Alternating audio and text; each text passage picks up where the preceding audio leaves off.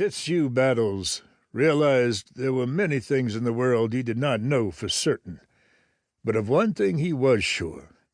Outlaws were no damned good, and ought to be ridden down like rabid coyotes. One item always with him, besides his Texas Ranger badge, bowie knife, and six-shooter, was a handwritten notebook listing names and descriptions of wanted men.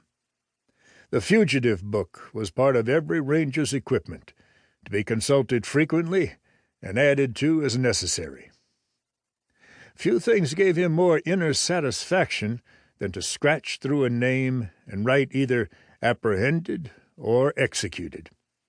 It did not matter whether he or some other ranger had done the apprehending or killing.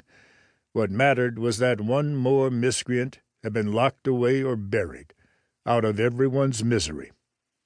The world would be better off when the last member of that lawless breed had been marked off the list. He did not expect to see it happen during his lifetime, unless that life was much longer than he felt he had any right to expect. Now Battles was on his way to find and arrest, or, if the situation warranted, kill, one Giles Pritchard, wanted in Waco for robbery and murder. The authorities had determined that Pritchard owned a ranch in Comanche County. It seemed plausible he had fled in that direction. Battles had taken on this job with pleasure. He looked forward to working with the county sheriff, John Durham.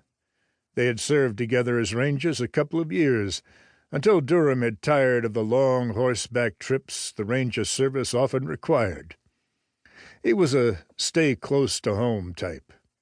He also hated the frequent confrontations with fugitives, sometimes necessitating that they be made to bleed a little, and occasionally a lot. He had decided to run for local office, where such confrontations were likely to be less frequent. Battles, by contrast, enjoyed the traveling, seeing different country, never remaining in one place long enough to become bored with it. The more he saw of horse thieves and robbers and murderers, the more his